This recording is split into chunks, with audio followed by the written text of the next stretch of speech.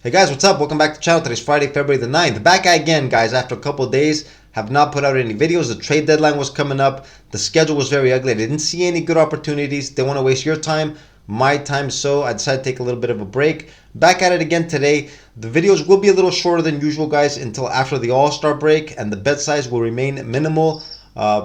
Players just got moved around. The All-Star break is coming up. A lot of players, a lot of teams are going to be looking forward towards a break. So things might be a little weird heading into the All-Star break. We're going to keep the bet size low. Today we got 6 games. I'm going to briefly go over each game and give you my look for all the games and see what we can come up with today. First game, guys, Atlanta at Philly. The Sixers guys have been struggling without Joel Embiid. They've won something like 1 out of their last 8 games. Not playing well. Some trades went down. Pat Beverly got moved. Other than that, guys, just not much. They do have a lot of injuries. Melton is still out. D'Anthony Melton. Embiid, like we said, is out. Batum is out. The team has been struggling, guys, not playing well. Now, we see the Hawks getting 3.5 points. They're favored by 3.5 on the road. The line is a little high. Can't back the Hawks, guys. You know I don't really like betting on their games.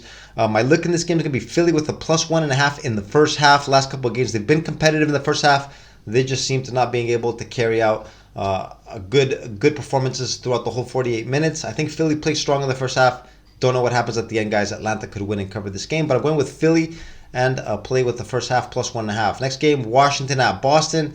Boston favored by 17.5, guys. Washington traded away Daniel Gafford. We know they've moved a lot of pieces around. The team still terrible. Boston 17.5 points. I see Jason Tatum listed as questionable. Chances are, guys, Boston wins and cover the spread. I don't want to lay 17.5 points, though. We know Washington can be unpredictable at times. My look in this game is actually going to go with Jordan Poole under the 14.5 points on his player prop. He had 0 points in the last game, 0 for 5. He was getting booed at home. It looks like the confidence level is rock bottom for Jordan Poole. I don't know what happened to him, guys. Golden State, he was averaging 21, 22 a game, was looking sharp, got a big contract. In Washington, it's just a complete disaster. The player is looking very bad. Under 14.5 points, I'm going to look at a player prop on Jordan Poole. Next game, Houston at Toronto. Toronto's favored by 1.5. They made some moves. Toronto made quite a few moves. Tonight, guys, until the new players come in, they're listed as questionable. That's Kelly Olynyk and Agbaji, 2 players they picked up from Utah. Dennis Schroeder got moved. From what I see, guys, the starters remained intact from the previous games. They should all be available, but for the bench, guys, is going to be very weak. Thaddeus Young also got moved. So the bench, guys, is going to struggle quite a bit. We know Houston, guys, is not very good on the road, but they kept their team intact. We know Fred VanVleet is always not expected to play tonight. I'm actually going to look to take a shot here with the Rockets. The Rockets with the +1.5 on the road. I'm also going to look for Dillon Brooks over 14.5 points on a player prop. He's Canadian. He's going back to Canada. I think he's going to have a big game in front of his countrymen. So I'm also going to look for Dillon Brooks over the 14.5 points. Next game, Charlotte at Milwaukee. This is a tricky game, guys. Milwaukee, very tough scheduling. They were back from a road trip. Came back yesterday. They had a game against Minnesota. Got blown out. Middleton and Damian Lillard were out for that game. Beyond that, guys, they just don't have a lot. Going from, they did pick up Pat Beverly. He might be in the lineup tonight if Cam Payne gets his physical done. He was actually posting it on social media. Cam Payne, get your physical done because I want to be in the lineup tonight. He wants to play bad, but currently his list is questionable.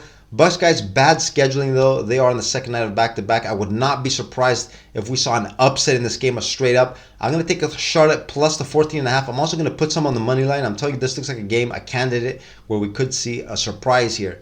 Next one, Denver in Sacramento. Sacramento, guys, they lost their last game, a very bad loss at home.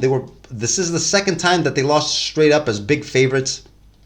They were taking on, let's see who it was. It was the Detroit Pistons, guys. They lost 133 to 120. Their first game back from a trip. This is their second straight loss. They got blown out. They lost by 13 to Detroit, and they got blown out by 26 in their last game on the road against Cleveland. They are catching Denver on the second night of back-to-back. Denver picked up a win last night in LA. It was a close game. At the end, they made the big plays, though. Denver came up with a W there. I'm actually going to look to take Denver here plus the points. I know it's a second night of a back-to-back, but Sacramento really looks to be struggling. 2 straight losses by double digits. Don't know, guys. I'm not really feeling Sacramento. And the last one, New Orleans at the Lakers. The Pelicans got a big win against the Clippers a couple of nights ago. They did catch the Clippers first game back from a road trip, but they looked pretty sharp, looked strong. Zion Williamson was a powerhouse. CJ McCollum played well. Overall, the team looked very good. Jonas Valanciunas got injured. He's listed as questionable tonight. He might be held out, guys, in this game. The Lakers, second night of back-to-back. They just lost against Denver, like I mentioned last night.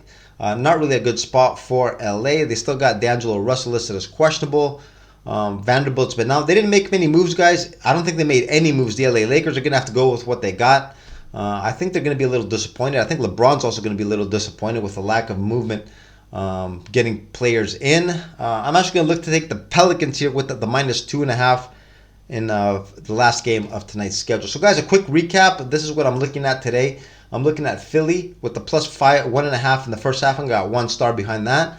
Next one, Jordan Poole under the 14.5 points. He had 0 in the last game, like I said. 14.5 looks like a little far. He's capable of scoring above that number, guys, but his confidence level, like I said, is in the gutter. Next one, Houston plus 1.5, 2 stars, and Dylan Brooks. Charlotte plus 14.5. I'm also going to put some on the money line. We could see a big upset there. Denver plus 2 and the Pelicans minus 2.5. These are my looks for today, guys. Sorry once again, guys, no graphics, short videos. Like I said, we're going to be doing something like this until after the All-Star break.